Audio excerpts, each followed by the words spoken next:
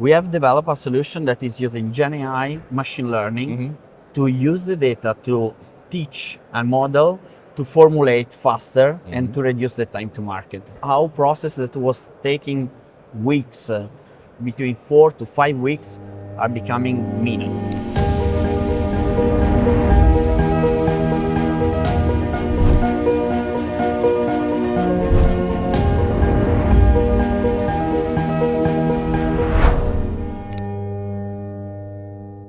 Fabio, it's nice to have you here. Thank you for having a chat with me. Thank you, Adam. Thank you for the invitation. I always wanted to talk to somebody that makes those famous Brembo brakes.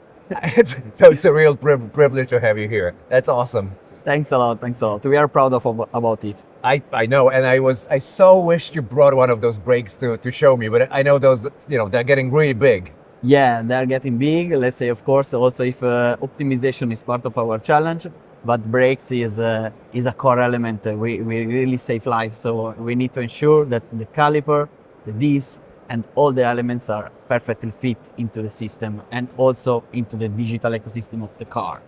And I know you care about safety, and I know it's super technology, but for me, it's just a cool factor. Every time I see Brembo brakes, I know you're at the next level of performance. Like you really arrived with your brakes. So that's so cool. Yeah, we usually say we deliver emotion to the people. Yes, no, you totally do. This is definitely the way it comes out.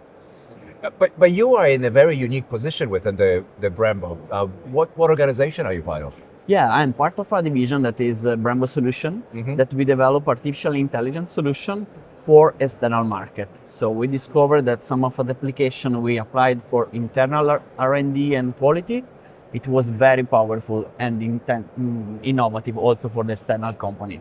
So you build it for yourself and then suddenly realize that this could benefit others. Yes, exactly. Was it difficult to take it from that idea and actually turn it into a business concept? It was difficult, let's say, the change also of the mindset of the organization, because of course, if you think about a manufacturing company that for 60 years has worked on foundry and machining, then to discover that the digital revenue and digital business might be an opportunity is not so easy to accept and realize.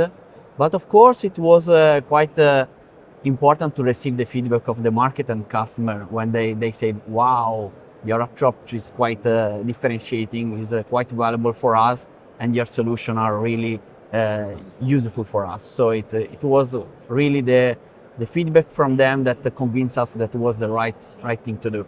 And what part of your business did you separate to make it to create it into commercial line? Yeah, the core part was the data science and AI team that at the beginning was working for internal use case, and it was a kind of internal service of putting the data at the core of our decision. So the target was to put data at the same level of experience of the people, because we wanted really to empower the people to use the data, to leverage the data at the same level of their experience and their background. So the data is a very abstract concept. Any ones and zeros is data, even when it's not exactly a lot of information and it's still data.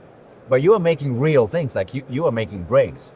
How does that data, where does it belong in the process of creating those devices? Yeah, data, and I would say good data, are really our main focus, even in Brembo Solutions, because data does not only, let's say, tell a story about a product, but it's just digitize also the competencies and the key value of the product. And when we talk about data in Brembo, we mean that all the information related to R&D, the R&D flow, the manufacturing, the quality, so all the information that we can collect and leverage. Also, it's not data coming from the brakes, it's also, but mainly data coming from the process. The manufacturing, the quality. complete manufacturing process. Yes, exactly.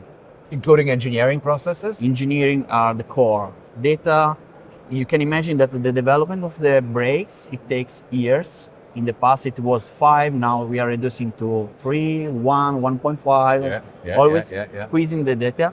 But the development testing of the brakes is crucial to make sure that you never fail in the life of the brakes. So you are digitizing this complete journey all the way from inception, from ideas, engineering, production, how far out? All the way to the devices itself, to brakes itself, in a car, in a... Yeah, yes, we need to ensure that we predict everything before, and when the product goes in the market is perfect and never fail. So this is our let's say core activities, and focusing on the quality of the data is crucial to make sure that you do not fail when you go in production or you go in the market. When I hear data though, I still don't hear intelligence. Raw data is still raw data. I bet you do more than just raw data when you describe it. Sure. The data for us are the fuel of the intelligence, let's say, are the key elements that let intelligence to be reliable and to be powerful. Because without the good data, you cannot teach anyone, let's say. Without the data, you cannot teach AI, you cannot train a model. So those data are really the starting point. Then intelligence come into the play. So thanks also to our Brembo Inspiration Labs that we have in San Francisco and California and Shanghai, we can leverage a new model to apply intelligence to those data, and then we bring solution to internal and also external players. Does any data from the process you described is enough for you to build the intelligence on top of it, or do you have to work with the data in a unique way to make it a platform for intelligence? Well, usually we started with a few data. We usually try to start with a few data in a small perimeter, because the key element of AI adoption is also people adoption.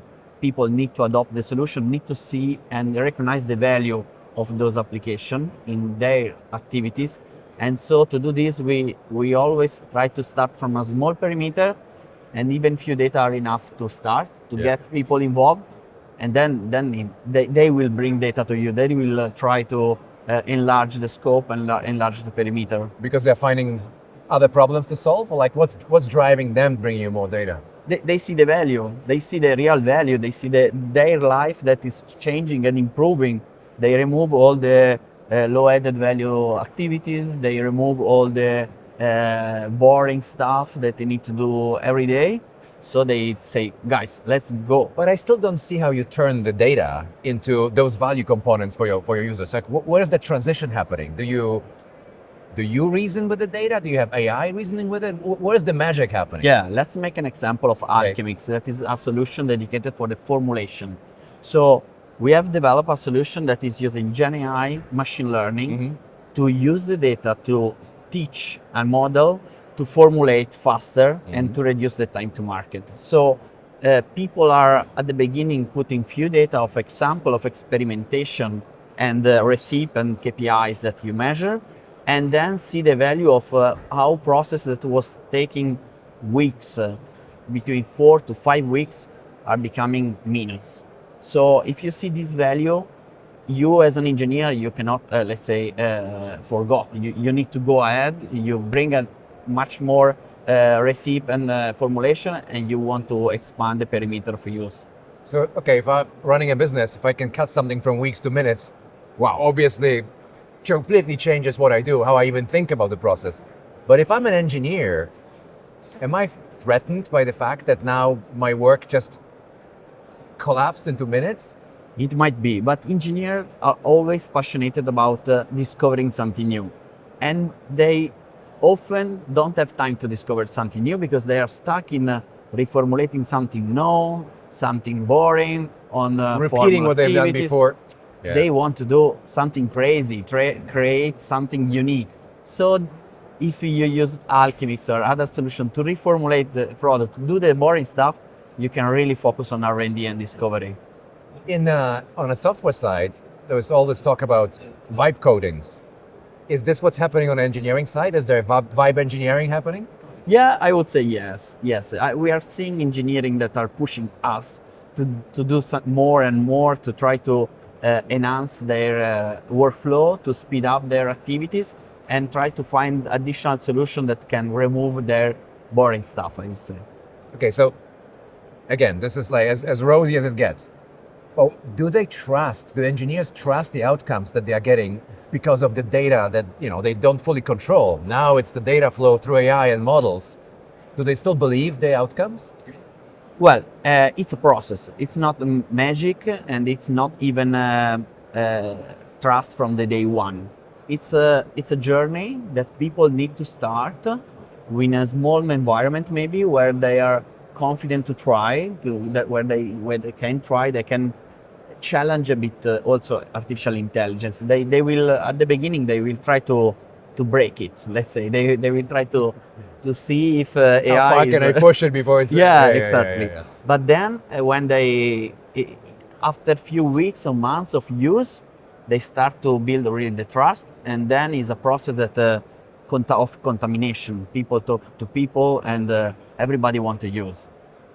Yeah, because if I can do it in minutes and you're doing this in weeks, Yeah. I want to do it in... Yeah. yeah. Okay, so love it. I love the engineering side of it. But you've also built a business with it. You Yeah. actually turned this idea into a commercial endeavor. What did that take? Because that's not an easy process either. No, it's not an easy process. I would say that the main challenge was a language to understand the customer, because of course going in another industry you need to understand their value. You need to understand the language they speak, because it's not the same. Did you go outside of manufacturing with it? Yeah, Oh, really? definitely. We went, let's say, in manufacturing, but outside automotive, I would say. Yeah. So we went to food and beverage, and also chemicals and rubber manufacturing. So the industries that are different from what we were dealing before. So you need to understand a bit what they care, usually what they focus on, that are not the same value that usually you take into consideration. This was one of the main challenge, and of course then the digital go-to-market, that it was not something. But how did you bring, Fabio, how did you bring skills for you to be able to understand food industry? Like, it's not natural for Brembo to understand how... Yeah, the interesting part was that we always go back to data science, and the good quality data, because that is like a kind of a unique methodology. So you data scientists talking to data scientists? Yes, or to engineer. So they when you put the level of data, you can find the same language in all the industries. So this is helpful to quickly adopt also the way they are delivering value. We can understand what they care, and we have seen that in few weeks we really are able to describe the process of our customer in totally different industries, and they say, wow, you did something that people took years to understand in a few weeks. Did you have to make any language adjustments because you're talking to different industry, or is because of the data science it stays very consistent? No, we need to adjust ourselves to the customer side. Yes, because customer wants to see their language in the presentation, in the product. So this is part of an adjustment that we need to do. And you also had to, from scratch, create a business model, a monetization model for this business. What does it look like? Yeah, now is a software as a service solution. So it's of course, to make a business model, we leverage also a lot on the partnership.